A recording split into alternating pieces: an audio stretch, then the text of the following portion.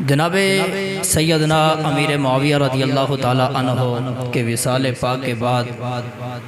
جب آپ کا بیٹا یزید تخت خلافت کے اوپر قابض ہوا، اس نے تخت خلافت کو سنبھالا، اور یزید وہ تھا جو فاسق تھا، فاجر تھا، شرابی تھا اور اسلام کے اصولوں کو پامال کرنے والا تھا۔ جس وقت اس نے تخت خلافت سنبھالا تو اہل کوفہ نے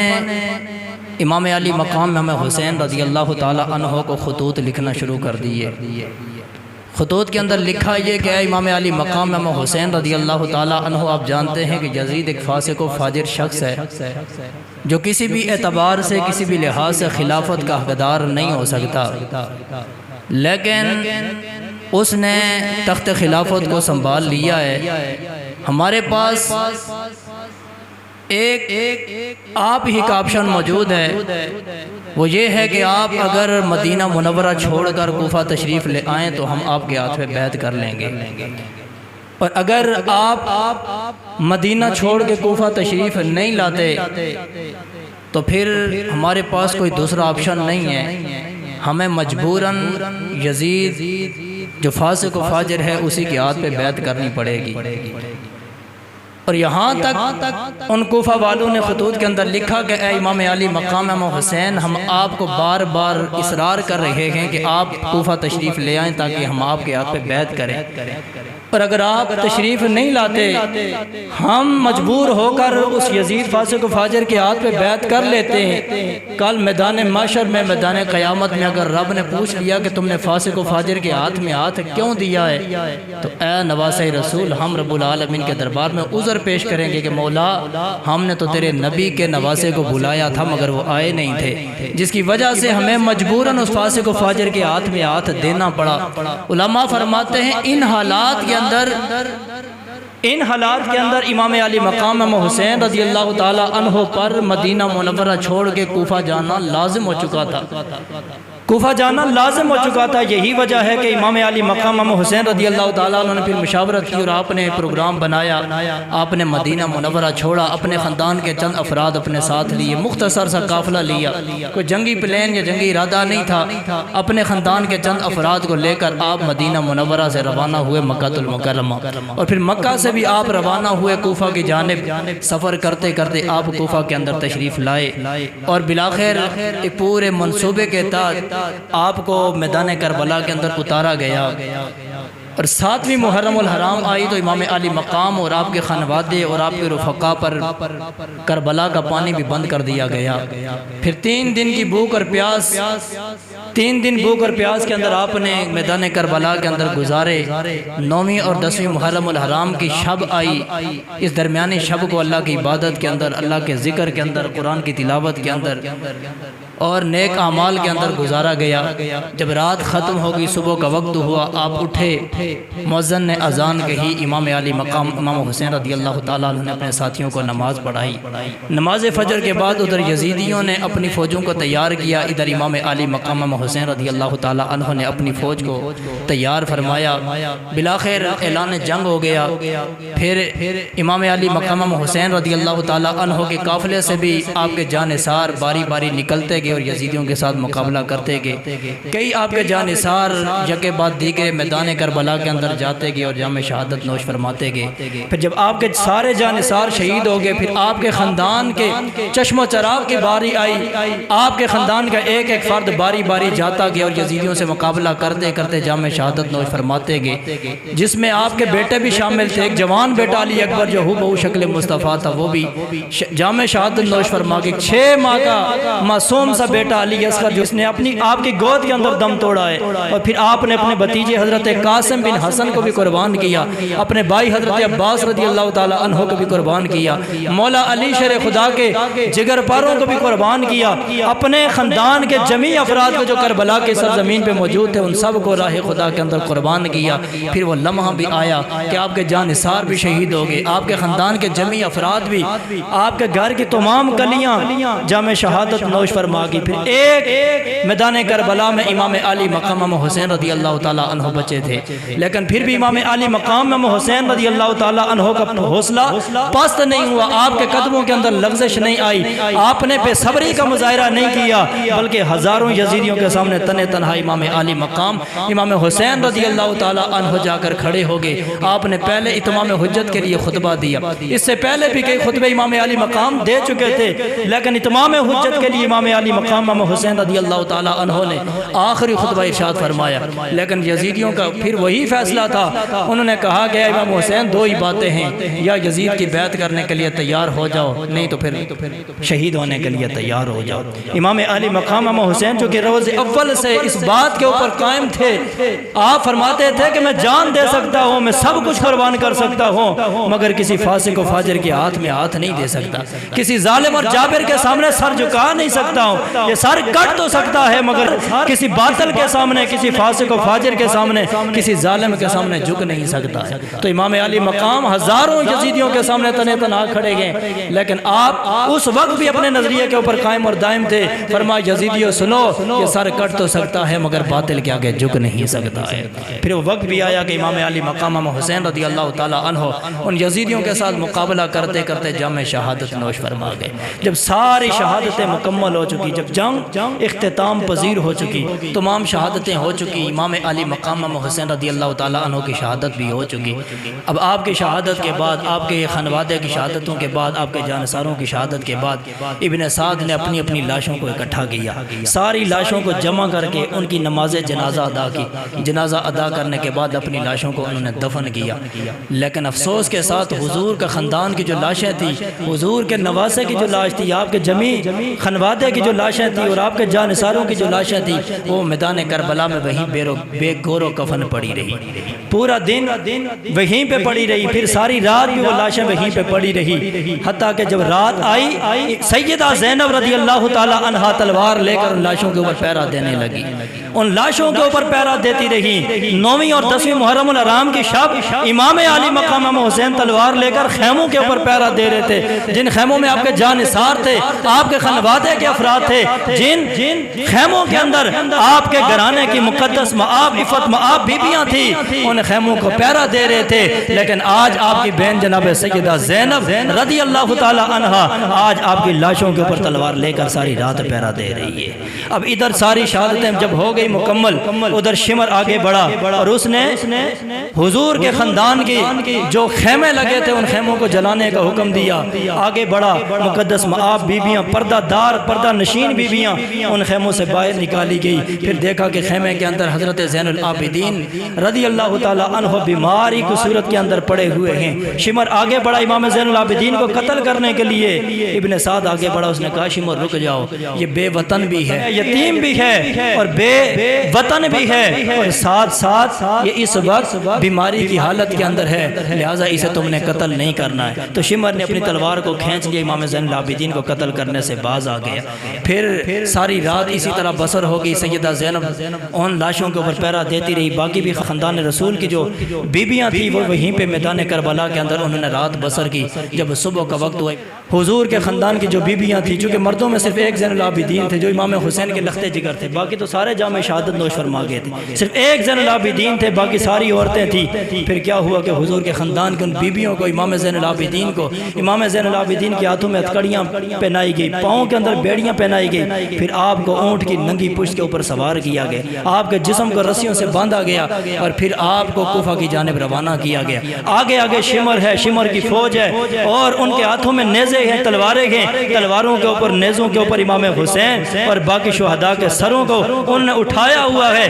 آگے آگے فوجی جا رہے ہیں، پیچھے پیچھے حضور کے خاندان کی یہ بیبیاں سواریوں کے اوپر سوار ہو کے جا رہی ہیں۔ سفر کرتے کرتے یہ لٹا ہوا پٹا ہوا قافلہ جب کوفہ کے دارالامارت کے اندر پہنچا، ابن زیاد کے دربار کے اندر پیش کیا گیا، سر حسین کو ایک تشت کے اندر رکھ کر ابن زیاد کے دربار کے اندر پیش کیا گیا اور حضور کے خاندان کی بیبیوں کو اور امام زین العابدین کو قیدی بنا کر ابن زیاد کے دربار کے اندر پیش کیا گیا۔ ابن زیاد کے ہاتھ میں ایک چھڑی تھی، اس نے اپنی چھڑی کو اٹھایا اور امام علی مقام اور آپ کے لبوں کے اوپر اس چھڑی کو لگانے لگا۔ جس وقت اس نے چھڑی امام علی مقام امام حسین رضی اللہ تعالی عنہ کے لبوں سے لگائی، حضور کے صحابی اس کی اسی مجلس کے اندر بیٹھے ہوئے تھے، ان سے رہا نہ گیا، برداشت نہ کر سکے، آپ فوراً بے ساختہ پکار اٹھے، آپ اٹھ گئے، فرمایا اے بدبخت انسان سن اپنی چھڑی کو ایک دم سے پیچھے کر، کیونکہ یہ وہ لب ہیں جن لبوں کو میں نے کئی بار رسول اللہ کو چومتے ہوئے دیکھا ہے، یہ وہ مقدس لب ہیں جنہیں میرے مصطفیٰ کریم چوما کرتے تھے، جن کے بوسے امام الانبیاء دیا کرتے تھے، اے بدبخت اپنی چھڑی پیچھے کر، ان لبوں کے ساتھ اپنی چھڑی لگا کر ان لبوں کی توہین نہ کر، ان لبوں کے میرے مصطفیٰ کریم نے بوسے لیے ہیں۔ پھر جناب سیدہ زینب کی جانب متوجہ ہوا اور ابن زیاد جناب سیدہ زینب کی جانب مخاطب ہو کے کہنے لگا اللہ کا شکر ہے جس نے تمہیں ذلیل و رسوا کیا،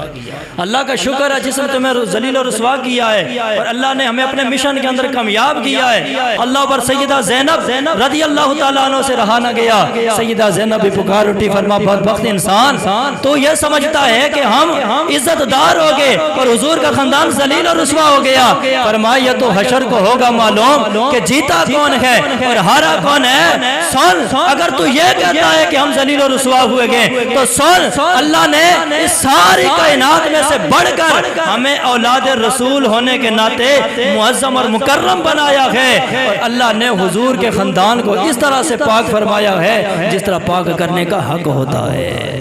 اللہ نے حضور کے خاندان کو پاک کیا اور ان کی پاکی کو اللہ نے قرآن کے اندر بیان فرمایا ہے، فرما یہاں تک بات ہے ذلت اور رسوائی کی، فرما یہ تو دنیا دیکھے گی اور تاریخ دیکھے گی کہ ذلیل کون ہوتا ہے، فرما بے شک فاسق و فاجر دنیا کے اندر بھی ذلیل و رسوا ہوں گے، وہ آخرت کے اندر بھی ذلیل و رسوا ہوں گے۔ فرما رہی بات شہادت کی تو فرما ہمیں شہادت سے گھبرا نہیں رہے، فرما یہ تو وہ شہادت ہے جس کی خبر ہمیں بابا مولا علی شیر خدا نے پہلے ہی عطا فرمائی تھی اور اس شہادت کی خبر ہمیں نانا مصطفیٰ نے پہلے ہی دے دی تھی، ہم تو امتحان دینے کے لیے یہاں آئے تھے، ہم تو اس امتحان کے لیے تیار بیٹھے تھے اور جب قیامت کا دن ہوگا آج تو تم سمجھتے ہو کہ ہم کامیاب ہوگے، یہ ذلیل و رسوا ہوگے، فرما یہ تو قیامت کا میدان ہوگا، ایک طرف امام حسین ہوں گے، ان کے ساتھ بابا علی المرتضیٰ ہوں گے، ان کے ساتھ اماں سیدہ زہرا ہوں گی، ان کے ساتھ نانا مصطفیٰ ہوں گے، نانی سیدہ خدیجہ الکبریٰ ہوں گی اور رب العالمین بھی حسین کے ساتھ ہوگا، حق و صداقت بھی حسین کے ساتھ ہوگا۔ اے ابن زیاد سن تمہارے ساتھ سوائے لعنت کے سوائے بدبختی کے اور کچھ بھی نہیں ہوگا، یہ تو حشر کو ہوگا معلوم کہ جیتا کون ہے اور ہارا کون ہے، سچا کون ہے اور جھوٹا کون ہے۔ یہ فیصلہ یہاں پہ نہیں، یہ تو قیامت کو ہو جائے گا کہ سچا کون ہے اور جھوٹا کون ہے، لعنت کس کے ساتھ ہے اور سعادت کس کے ساتھ ہے، بدبخت کون ہے اور خوش قسمت کون ہے۔ اللہ اکبر۔ پھر ابن زیاد نے آرڈر دیا اپنے فوجیوں کو کہ ان سارے سروں کو بھی اور ان تمام قیدیوں کو بھی دمشق کی جانب لے جایا جائے اور دمشق کے اندر جا کر یزید کے دربار کے اندر انہیں پیش کیا جائے۔ پھر 5000 فوجی ان سروں کو لے کر اور ان قیدیوں کو لے کر کوفہ کی جانب سے روانہ ہوئے۔ پہلے تو گلیوں اور بازاروں کے اندر حضور کے خاندان کی ان پردہ نشین بیویوں کو اور امام زین العابدین کو گھمایا گیا، ان کے زخموں کے اوپر نمک چھڑکا گیا۔ پھر سفر کرتے کرتے دمشق کے اندر یہ قافلہ پہنچایا گیا اور دمشق کے اندر جا کر یزید پلید کے دربار کے اندر انہیں پیش کیا گیا، ان قیدیوں کو بھی پیش کیا گیا اور امام علی مقام اور آپ کے خانوادے کے جمعی افراد کے سروں کو بھی یزید پلید کے دربار کے اندر پیش کیا گیا۔ جو حرکت ابن زیاد نے کی تھی یزید نے بھی وہی حرکت کی ہے کہ اس نے چھڑی اٹھا کر امام علی مقام کے لبوں سے لگائی تو حضرت سمرہ بن جندب رضی اللہ تعالی عنہ میرے آقا حضور کے صحابی تھے، وہ اس مجلس کے اندر بیٹھے ہوئے تھے، آپ کی زبان سے ایک جملہ نکلا، فرما قطع اللہ یدک یا یزید، اے یزید اللہ تیرے ہاتھوں کو توڑ دے اور تیرے ہاتھ ٹوٹ جائیں جن ہاتھوں سے تو چھڑی اٹھا کر امام علی مقام امام حسین کے لبوں سے لگا رہا ہے۔ رب کعبہ کی قسم ہے میں نے اپنی ان آنکھوں کے ساتھ دیکھا ہے کہ رب کے محبوب آمینہ کے لال نے اپنے لبوں سے کئی بار حسین کے لبوں کو چوما ہے، کئی بار حضور نے حسین کے لبوں کو چوما، تو ان مقدس لبوں کی بے ادبی اور توہین کرتا ہے۔ پھر وہ اس نے اپنے فوجیوں کو آرڈر دیا، اس نے کہا کہ یہ جو زین العابدین ہے جسے قیدی بنا کر پیش کیا گیا، کہا اسے قتل کر دو۔ سیدہ زینب پکار اٹھی، فرما نہیں، ام کلثوم بھی بول پڑی، فرما نہیں، اگر اسے قتل کرنا ہے تو پہلے ہمیں قتل کرنا پڑے گا، اس لیے کہ اہل بیت کا اگر کوئی سہارا ہے تو فقط زین العابدین ہے، اہل بیت کا اگر کوئی محرم ہے تو اس وقت ایک زین العابدین ہے، اگر زین العابدین کو قتل کرنا ہے تو پہلے ہمیں قتل کرنا پڑے گا۔ پھر لوگوں نے بھی جو اس کے دربار کے اندر یزید کے دربار میں بیٹھے تھے انہوں نے یزید کو برا بھلا کہنا شروع کر دیا، بالآخر اس نے اپنے اس ارادے کو ترک کر دیا۔ پھر امام زین العابدین کی جانب یزید مخاطب ہو کے کہنے لگا زین العابدین بتاؤ کوئی حاجت ہے، کوئی مسئلہ ہے؟ آپ نے فرمایا میری 4 شرطیں ہیں، اگر کر سکتے ہو تو یہ 4 شرطیں پوری کرو۔ کہا کون سی شرط؟ فرمایا پہلی شرط یہ ہے کہ ہمارے جو قاتل کے، میرے باپ کے، میرے خاندان کے جو قاتل، ان قاتلوں کو ہمارے حوالے کیا جائے، ان قاتلوں کو ہمارے حوالے کیا جائے۔ یزید نے خولی کی طرف اشارہ کیا، خولی نے کہا سنان کی طرف، اس نے کہا سنان قاتل ہے۔ سنان نے شمر کی طرف اشارہ کیا کہ یہ قاتل ہے۔ جب شمر کی بات ہے شمر نے انکار کر دیا، وہ بھی منکر ہو گیا، کہا میں نے قتل نہیں کیا ہے۔ یزید کہنے لگا شمر نام تیرا چلتا ہے کہ تو نے قتل کیا ہے، تو نے حسین کا سر تن سے جدا کیا ہے۔ شمر کہنے لگا یزید اگر سچ ہی سننا ہے تو پھر سچ تو یہ ہے کہ یہ قاتل شمر نہیں ہے، بلکہ اصل قاتل تو وہ ہے جس نے عمر بن سعد کو، جس نے ابن سعد کو ہزاروں کا لشکر دے کر، بہت بڑی فوج اور اسلحہ دے کر، اور پھر مال کے ذریعے مدد کر کے حسین کو اور ان کے ساتھیوں کو قتل کروایا ہے۔ اصل قاتل تو وہ ہے جس نے یہ ابن سعد کو لشکر دے کر بھیجا ہے، یہ جنگ جس نے چھیڑی ہے۔ اصل قاتل شمر نہیں ہے، اصل قاتل وہ ہے۔ جب یزید نے یہ بات سنی تو بات کو ٹال مٹول کرنے لگا، کہنے لگا اے زین العابدین اگلا مطالبہ کیا ہے؟ آپ نے فرمایا میرا دوسرا مطالبہ یہ ہے ہمارے جتنے بھی شہداء کے سر ہیں وہ سارے کے سارے سر ہمارے حوالے کیے جائیں۔ تیسرا مطالبہ آپ نے فرمایا، تیسرا مطالبہ یہ ہے کہ یہ ہمارے خاندان کی جتنی بھی مقدس ماں بیویاں آپ نے قیدی بنا کر اپنے دربار کے اندر پیش کی ہیں، یہ ساری کی ساری قیدیوں کو رہا کیا جائے اور ان سب کو میرے حوالے کیا جائے، مجھے بھی آزاد کیا جائے تاکہ میں ان سب کو لے کر مدینہ منورہ روانہ ہو جاؤں۔ کہنے لگا چوتھی شرط، آپ نے فرمایا چوتھی شرط یہ ہے کہ کل جمعۃ المبارک کا دن ہے تو جمعہ کا خطبہ دمشق کی جامع مسجد کے اندر مجھے دینے کی اجازت دی جائے۔ یزید نے پہلے جو مطالبہ تھا کہ قاتلوں کو ہمارے حوالے کیا جائے اس کو تو ایک سائڈ پہ چھوڑ دیا، باقی جو 3 شرطیں تھیں امام زین العابدین کی کہ سر بھی آپ کے حوالے کیے جائیں، آپ کو آزاد بھی کیا جائے گا اور جمعہ کا خطبہ بھی آپ کو دینے کی اجازت، یہ 3 مطالبے یزید نے تسلیم کر لی۔ اس نے کہا ہم 3 آپ کے مطالبے تسلیم کرنے کے لیے تیار ہیں، ان تینوں مطالبات کے اوپر فی الفور عمل کیا جائے گا۔ جب دوسرا روز آیا، جمعہ کا دن تھا، مسجد دمشق کی جامع مسجد کھچا کھچ بھری ہوئی تھی، کھچا کھچ بھری ہوئی تھی، بہت بڑا جمعہ غفیر تھا۔ امام علی مقام امام حسین رضی اللہ تعالیٰ عنہ کے لخت جگر امام زین العابدین جنہیں عابد بیمار کہا جاتا ہے، بیمار کربلا کہا جاتا ہے، امام زین العابدین ممبر کے اوپر جلوہ فرما ہوئے آپ نے سب سے پہلے رب کی حمد و ثنا بیان کی، حضور کی ذات والا صفات پہ درود و سلام پڑھا، پھر آپ نے اپنا تعارف کروایا، آپ نے اپنا تعارف کروایا، فرمایا کوفہ والو، شام والو، اے دمشق والو، فرمایا میں مصطفیٰ کریم کا نواسا ہوں، میں مولا علی حیدر کرار کا پوتا ہوں، میں امام حسین رضی اللہ تعالی عنہ کا لخت جگر ہوں، میرا نام زین العابدین ہے، میں اس رسول کی اولاد میں سے ہوں جس رسول کو اللہ نے سارے رسولوں کا سردار بنایا ہے، میں اس رسول کی اولاد ہوں جس رسول کو اللہ نے سارے رسولوں سے معصم اور مکرم بنایا ہے، میں اس رسول کی اولاد ہوں جس رسول کو اللہ نے عرشوں کی سیر کروائی ہے،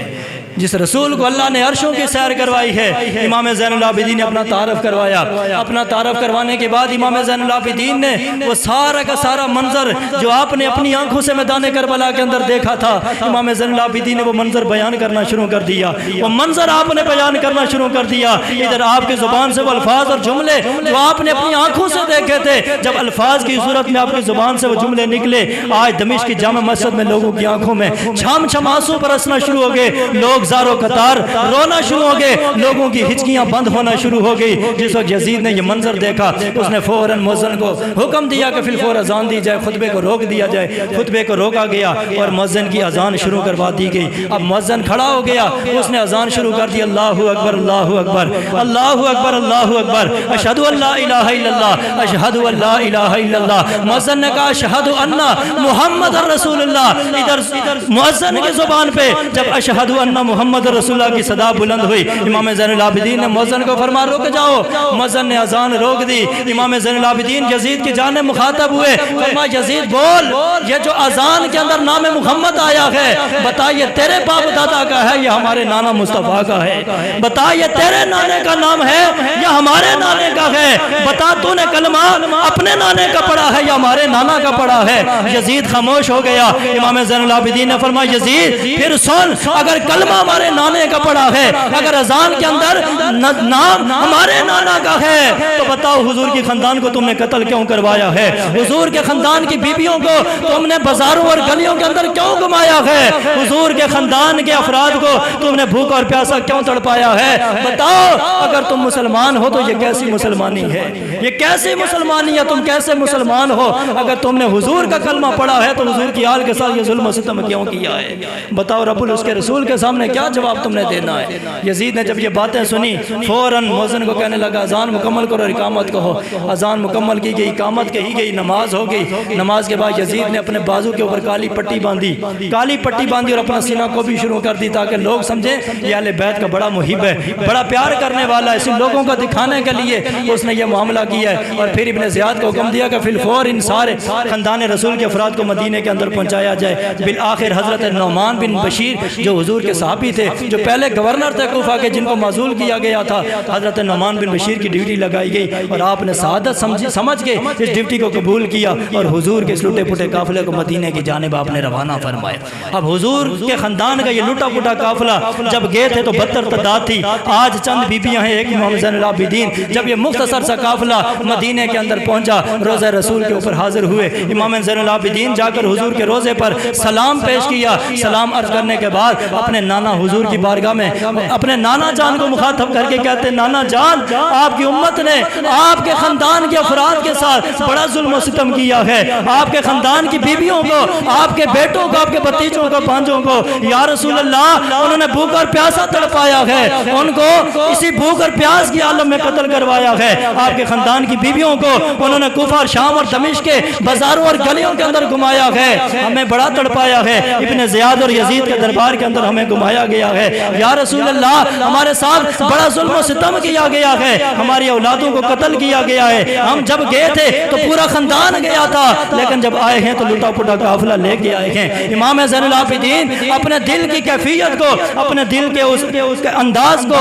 لفظوں کے ذریعے سے حضور کے روضہ اطہر کے اوپر کھڑے ہو کر بیان کرتے جا رہے ہیں۔ جب حضور کے صحابہ نے سنا، حضور کی صحابہ کی چیخیں نکل گئی، ایک صحابی بے ساختہ پکار اٹھے، کہنے لگے زین العابدین بس کر دو، اے زین العابدین بس کر دو، اگر مزید آپ نے چند جملے بھی اپنی زبان سے نکالے تو آج مدینے سے بھی جنازے اٹھنے والے ہیں، آج مدینے سے بھی جنازے اٹھنے والے ہیں، لہذا زین العابدین بس کر دو۔ یہ سارا کا سارا جو واقعہ کربلا ہے، یہ جو تاریخ کربلا ہے، یہ سارا کا سارا منظر نہ میں نے دیکھا ہے نہ آپ نے دیکھا ہے، یہ سارا کا سارا منظر امام زین العابدین نے اپنی آنکھوں سے دیکھا ہے، اور یہ سارا منظر آپ نے دمشق کے اندر بھی بیان کیا ہے، آپ نے روضہ رسول کے اوپر کھڑے ہو کر بھی بیان کیا ہے، جسے حضور کے صحابہ نے سنا ہے اور پھر صحابہ نے آگے بیان کیا ہے، جو تاریخ کے اوراق کے اندر شامل ہوتا گیا ہے اور وہیں سے چلتا چلتا آج ہمارے تک پہنچا ہے۔ لوگ کہتے ہیں یہ کس سے کہانی، یہ من گھڑت باتیں، ہم نے کون سا میدان کربلا دیکھی ہے، ہم نے کون سی جنگ دیکھی ہے، یہ کہاں سے من گھڑت اور جھوٹی باتیں لے کر آئے ہیں۔ یاد رکھنا ہم نے اگرچہ وہ منظر دیکھا نہیں ہے، لیکن یہ سارا کا سارا منظر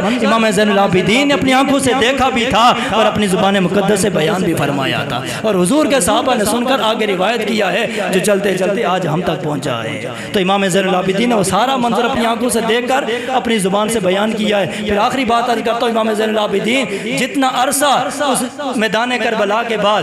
آپ زندہ رہے، کبھی آپ کے چہرے کے اوپر مسکراہٹ نہیں آئی، کبھی آپ ہنسے نہیں، کبھی آپ نے کیا کہا نہیں لگایا۔ ایک دن آپ کے بیٹے امام باقر علیہ السلام آپ سے کہنے لگے زین العابدین کیا بات ہے، اتنا عرصہ ہو گیا کبھی آپ کے چہرے پہ مسکراہٹ نہیں دیکھی ہے، کبھی خوشی کی کیفیت، خوشی کے آثار نہیں دیکھے، وجہ کیا ہے؟ امام زین العابدین نے ایک ہی جملہ فرما میرے بیٹے اے باقر، جو منظر میری آنکھوں نے دیکھا ہے، اگر وہی منظر تیری آنکھیں دیکھ لیتی تو ساری زندگی ہنسنا بھول ہی جاتا۔ تو اگر منظر وہ دیکھ لیتا نا تو پھر تیری بھی یہی کیفیت ہوتی جو آج میری کیفیت ہے۔ تو یہ کربلا کا سانحہ بڑا دردناک سانحہ ہے، بڑا دردناک منظر ہے۔ اللہ کی عزت کی قسم آج وہ منظر بندہ صحیح انداز سے کماکو پڑھ بھی نہیں سکتا ہے، پڑھنا تو دور کی بات ہے، کماکو بندہ سن بھی نہیں سکتا ہے۔ چند جملے بندہ پڑھتا ہے، چند جملے سنتا ہے، اگر دل میں ایمان کی رتی ہو، دل میں اہل بیت کی محبت ہو تو انسان کی آنکھوں سے آنسو چھلکنا شروع ہو جاتے ہیں۔